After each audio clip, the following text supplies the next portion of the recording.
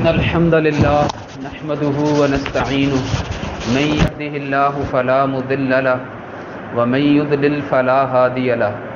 وأشهد أن لا إله إلا الله وأن محمدا رسول الله صلى الله تعالى عليه وسلم تسليما كثيرا أما بعد فإن خير الحديث كتاب الله وخير الهدي هدي محمد صلى الله عليه وسلم وشر الأمور محدثاتها وكل محدثة بدعة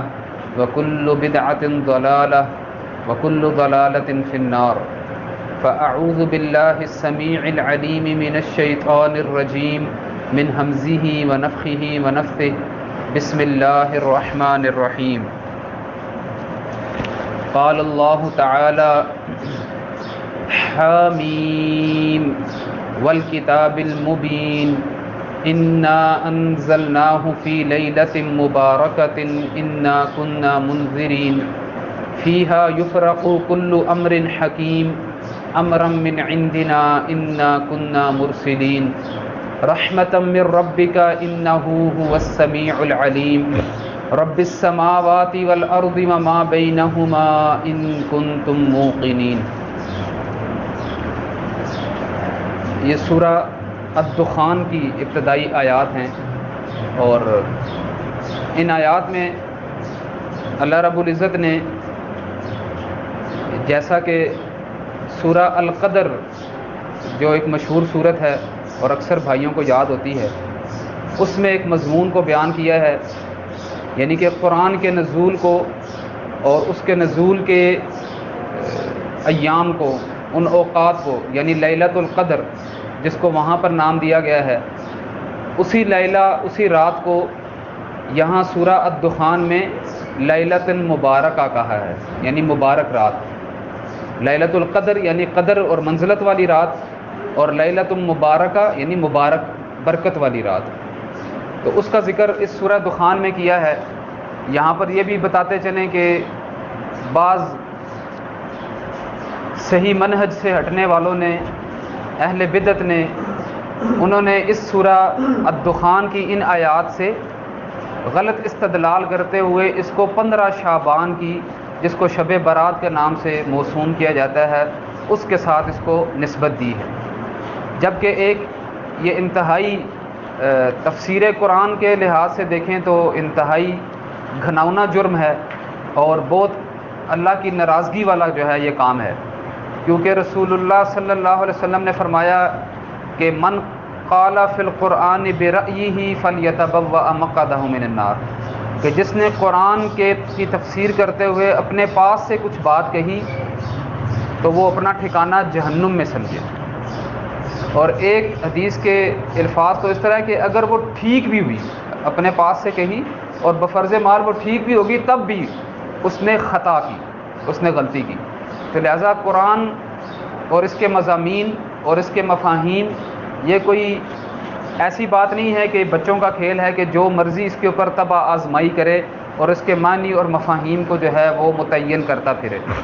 اس کے معنی اور مفاہیم صرف ایک ہی ہیں جو اتھینٹک ہیں، اور وہ ہیں جو رسول اللہ صلی اللہ علیہ وسلم نے اپنے صحابہ کو سکھائے ہیں اور پھر انہوں نے اپنے شاگردوں کو سکھائے ہیں۔ تو بہرحال عرض کرنے کا مقصد یہ ہے کہ اس سورہ کے جو ابتدائی آیات 8 آپ کے سامنے تلاوت کی ہیں، اس میں اللہ تعالیٰ نے ایک رات کی طرف اشارہ کیا ہے، اور یہ وہی رات ہے جس میں اللہ رب العزت نے قرآن نازل کرنا شروع کیا ہے۔ فرمایا حامیم، یہ حروف مقطعات ہیں، اس کے معنی صرف اللہ رب العزت ہی جانتا ہے۔ والکتاب المبین، اور کتاب مبین، ایک روشن کتاب، ایک واضح کتاب، غیر مبہم، اپنے معنی بیان کرنے میں، اس سے ہدایت پانے میں بڑی واضح۔ اس کی قسم اٹھا کر فرمایا انا انزلناہ فی لیلۃ مبارکۃ، کہ ہم نے اس قرآن کو مبارک رات میں نازل کرنا شروع کیا، انا کنا منذرین، اور ہم ہی ڈرانے والے ہیں۔ دیکھیں اللہ رب العزت نے اپنے انبیاء کرام کی بھی، خود اپنی بھی، اور اس قرآن کی بھی ایک کامن صفت بیان کی ہے، ایک متفق صفت بیان کی ہے کہ یہ اللہ رب العزت بھی، انبیاء کرام بھی اور یہ قرآن بھی یہ نیکوکاروں کو بشارت دینے والے ہیں اور گناہ گاروں کو ڈرانے والے ہیں۔ دونوں صفات انبیاء کرام کی بھی آئی ہیں، قرآن بھی ایسا ہی ہے اور اللہ رب العزت بھی ایسا ہی کرتا ہے۔ یہاں پر اللہ تعالیٰ نے بشیر کو چھوڑ کر صرف منذر، ڈرانے کی صفت کو واضح کیا ہے کہ یہ قرآن ایک تنبیہ ہے، یہ قرآن ایک وارننگ ہے، یہ قرآن ایک گائیڈنس ہے اور چوکنا کرنا ہے ان لوگوں کو جو اس سے ہٹ کر اپنی زندگیاں گزار رہے ہیں، جو اس کی مخالفت میں اپنی زندگیاں گزار رہے ہیں، جو اپنی خواہشات نفس کو الہ بنا کر اپنی زندگیاں گزار رہے ہیں۔ اس قرآن کی قسم اٹھا کر اور اس کو مبارک رات میں نازل کرنے کا ذکر کر کے فرمایا کہ ہم ڈرانے والے ہیں، انا کنا منذرین۔ اس کے اوپر تاکید برائے تاکید ہے کہ ہم ڈرانے والے ہیں ان لوگوں کو جو اس کچھ وقتی آزادی کو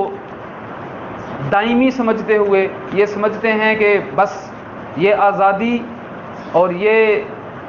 من چاہی زندگی یا جس طرح ہم چاہیں اپنے زندگی کے ساتھ تعامل کریں یہ ہمیشہ رہنے والی ہے، اور اس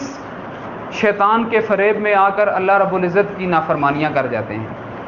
تو ان کو ڈرانے کے لیے اللہ تعالیٰ نے بیان فرمایا کہ یہ قرآن ان لوگوں کے لیے ڈراوا ہے، لِيُنذِرَ مَنْ كَانَ حَيًّا، ہر اس کے لیے جو فی الحقیقت زندہ ہے، مردوں کے لیے نہیں۔ ایک جگہ پر فرمایا نبی صلی اللہ علیہ وسلم کو خطاب کر کے کہ انما تنذر الذین یسمعون، کہ آپ تو صرف ان کو ڈرا سکتے ہیں جو سنتے ہیں، والموتى یبعثهم اللہ، باقی یہ جو دل کے مردہ ہیں، یہاں پر مردہ اللہ تعالیٰ نے فی الحقیقت جو مر جاتے ہیں، جن سے روح نکل جاتی ہے، وہ مراد نہیں ہیں، بلکہ وہ جن کو آنکھیں، کان، دل و دماغ، زبان، ہر چیز نعمت دی ہے لیکن اس کو ویسا استعمال نہیں کرتے، ان کو اللہ تعالیٰ نے مردہ کہا۔ تو یہ مردہ جو قرآن سے نصیحت حاصل نہیں کرتے، ان کو مردہ ہی رہنے دیں، ان کو اللہ تعالیٰ قیامت کے دن کھڑا کرے گا، پھر ان سے پوچھے گا۔ فیہا یفرق کل امر حکیم، اس رات کے بارے میں فرمایا کہ اس میں ہر حکمت برا کام اللہ تعالیٰ کی طرف سے تقسیم کر دیا جاتا ہے۔ اس رات کو اللہ رب العزت لیلۃ القدر میں پورے ایک سال کے جو وہ کام انسان نے کرنے ہیں، کس کی کتنی رزق ہے، کس کی کتنی زندگی ہے، کن کن نے مر جانا ہے، کنوں نے بیمار ہونا ہے، کن کے لیے کیا کیا آزمائشیں ہیں، وہ اللہ تعالیٰ اگرچہ وہ انسان کی پیدائش کے وقت ہی سارے یہ کام کر دیتا ہے، لیکن پھر رینیو ہوتے ہیں، ڈیوٹیز تفویض ہوتی ہیں، ڈیوٹیز جو ہیں وہ ڈیٹیلڈ ہوتی ہیں فرشتوں کے ذریعے سے اللہ تعالیٰ یہ کائنات کا نظام چلا رہا ہے، تو ان کے ذریعے سے اللہ تعالیٰ یہ پورے سال کے کام جو ہے وہ تفویض کر دیتا ہے، تقسیم کر دیتا ہے۔ امرم من عندنا، اللہ تعالیٰ بیان فرماتا ہے کہ ہماری طرف سے یہ سارے کام یہ حکم ہو جاتے ہیں، آرڈرز ہو جاتے ہیں۔ تو اس وجہ سے اللہ رب العزت نے اس رات کو قدر والی رات کہا اور اس رات کو تلاش کرنے کا حکم دیا اور اس رات میں محنت اور عبادت کرنے کا حکم دیا کہ بندہ اس رات میں یہ تصور قائم کرے کہ آج اللہ رب العزت میرے لیے میرے مستقبل کے اور نہ صرف مستقبل کے بلکہ ماضی میں ہو جانے والے جتنے کام ہیں ان کے اوپر بھی اس نے فیصلے کرنے ہیں، تو کیوں ایسا نہ ہو کہ میں ماضی پر گزرے ہوئے کے اوپر ندامت کروں اور اس کے اوپر اللہ تعالیٰ سے بخشش چاہوں، استغفار کروں اور آنے کے لیے یہ آنے والے دنوں کے لیے یہ تہیہ کروں کہ مالک الملک میرے ساتھ آسانی والا معاملہ فرمائے، مجھے ایسی آزمائش میں مبتلا نہ کرے۔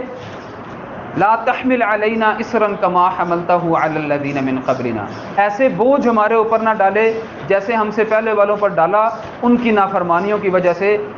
جن کو وہ اٹھا نہ سکے۔ تو یہ ایک رات تیاری ہے اس کنسپٹ کے ساتھ، اس سمجھ کے ساتھ کہ یہ رات کیوں اہمیت کی حامل ہے۔ اللہ رب العزت نے کیوں فرمایا کہ خیر من الف شہر، 1000 مہینوں سے بہتر ہے یہ رات، کہ یہ رات اگر بخشش چاہنا چاہو تو اللہ رب العزت جو ہے وہ بخشش کے لیے تیار ہے، وہ ہر رات ہی چاہتا ہے، جیسا کہ ایک اور حدیث میں ہے کہ وہ ہر رات آسمان دنیا پر نزول فرماتا ہے اور کہتا ہے کہ ہے کوئی مجھ سے بخشش مانگنے والا کہ میں اس کو بخش دوں، کوئی ہے جو مجھ سے اپنے رزق میں فراوانی چاہنے والا کہ میں اس کے رزق میں فراوانی کروں، کوئی مجھ سے آسانی چاہنے والا ہے تو میں اس کے ساتھ آسانی کروں، اور اس طرح کے اللہ تعالیٰ. تو لیلۃ القدر میں اللہ تعالیٰ اور مزید اپنی رحمت کے ساتھ، جیسا کہ یہاں بھی فرمایا اور سورہ قدر میں بھی فرمایا، رحمتم من ربک،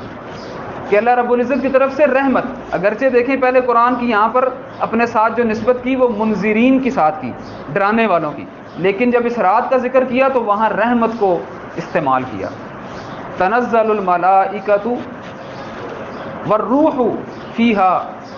اللہ رب العزت کی طرف سے فرشتے نازل ہوتے ہیں، روح الامین نازل ہوتے ہیں رحمت لے کر، اللہ تعالیٰ کے احکامات لے کر، اور یہ طلوع صبح تک جو ہے وہ سلامتی ہی سلامتی ہو. تو اس رات کو تلاش کرنے کے لیے رسول اللہ صلی اللہ علیہ وسلم، جیسے اماں عائشہ رضی اللہ تعالیٰ عنہ فرماتی ہیں کہ ویسے ہی وہ رمضان میں اپنے آپ کو اور زیادہ چوکنا کر لیتے تھے، خیر کے کاموں میں پہلے سے ہی وہ بہت تیز تھے لیکن رمضان میں اور زیادہ تیز، اور جب آخری عشرہ آتا تھا تو اپنی کمر اور زیادہ کس لیتے تھے. وہ پہلے ہی راتوں کو جاگ کر لمبے لمبے قیام کیا کرتے تھے رسول اللہ صلی اللہ علیہ وسلم، لیکن رمضان میں اور زیادہ، اور پھر آخری عشرے میں یہ عملی طور پر کر کے دکھایا کہ دنیا سے اور زیادہ علیحدگی اختیار کر کے خاص طور پر 10 دن کے لیے اللہ تعالیٰ کے لیے اپنے آپ کو مختص کر دینا، اپنی عبادات کو. یہ ایک پھر آپ کو عرض یہ دیتے ہیں کہ یہ ریفریشر کورس ہوا کرتے ہیں اسلام میں.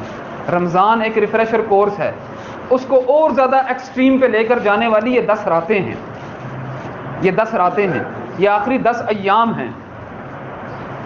ایک عرب عالم کا کورس جو ہے وہ کوڈ ہے، ان کا ایک کہنا ہے، نام مجھے ان کا بھول گیا ہے، کہ شروع رمضان میں تیزی دکھانے والا اور آخر میں سست ہو جانے والا یہ مطلوب نہیں ہے، بلکہ وہ بہتر ہے جو شروع میں تو آہستہ تھا لیکن آخر میں جا کر تیز ہو گیا اپنی عبادات میں. اور یہاں پر ہمارے ہاں ٹرینڈ دیکھیں کہ رمضان کی شروع کی دنوں میں نماز کے اوپر بھی بھاگ کر جایا جا رہا ہے،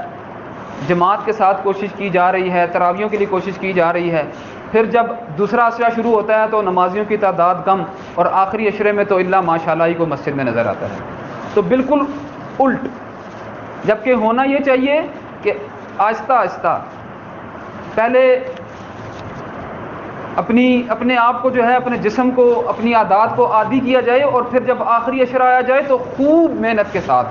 زیادہ وقت گزارا جائے عبادات میں،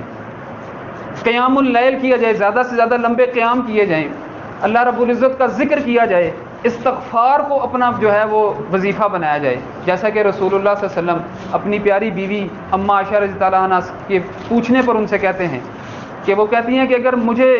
رمضان کی ان راتوں میں لیلۃ القدر کی تلاش کرنے کی مجھے اگر جستجو ہو تو میں اللہ رب العزت سے کیا دعا مانگوں؟ تو رسول اللہ صلی اللہ علیہ وسلم ان کو تلقین کرتے ہیں کہ آپ یہ دعا مانگیے کہ اللہم انک عفو، کہ اللہ تعالیٰ تو بخشنے والا، درگزر کرنے والا، معاف کرنے والا ہے، تحب العفو، اور بخشش کو، معافی مانگنے کو انسان کی طرف سے، اس کے ایسے عمل کو تو پسند کرتا ہے. فاعف عنا، تو لہذا تو ہمیں معاف کر دے، تو ہم سے درگزر فرما، ہمارے ساتھ رحم والا معاملہ فرما. ہم سے صبح و شام کوتاہیاں اور غلطیاں ہو جاتی ہیں، تو یہ یاد رکھیے کہ جب اپنی کوتاہیوں کے لیے، جب اپنی لغزشوں کے لیے استغفار کی جائے تو ان لغزشوں کو بھی سامنے لایا جائے. بس ایسے ہی نہیں زبان پر استغفر اللہ اور توبہ کے الفاظ ہوں، بلکہ رینیو کریں، یاد کریں کہ کب کب کیے ہیں. انسان اپنی نیکیوں کو تو بڑا یاد رکھتا ہے لیکن اپنے گناہوں کو، اپنی لغزشوں کو بھول جاتا ہے. تو اپنی لغزشوں کو یاد رکھیں،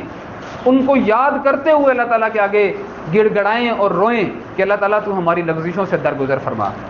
ہماری کوتاہیوں کو معاف فرما. اس دن کے لیے باقی نہ چھوڑ کہ جس دن تو لمن الملک اليوم کہے گا اور تیری جباریت اور قہاریت تیری جو ہے رحمانیت پر غالب ہوگی. اس دن کے لیے ہمارے کوتاہیوں کو باقی نہ رکھ اور ہماری کوتاہیوں سے درگزر فرما. تو زیادہ دن گزر گئے ہیں میرے بھائیوں، تھوڑے دن رہ گئے ہیں. ان جاتے ہوئے دنوں کو غنیمت جانیے اور ان کے دنوں کو بھی اور ان کی راتوں کو بھی جو ہے وہ کیش کیجیے. یہ دن واللہ عالم پھر دوبارہ آنے ہیں کہ نہیں آنے ہیں. صحابہ کرام، ہمارے سلف صالحین رحمہم اللہ کا تو شعبان سے یہ انداز ہوتا تھا کہ دعائیں مانگتے تھے کہ مالک الملک رمضان تک پہنچا، اور جب رمضان کی یہ آخری ایام آ جاتے تھے تو پھر دعا کرتے تھے کہ مالک اس کو قبول فرما اور اگلا رمضان ہمیں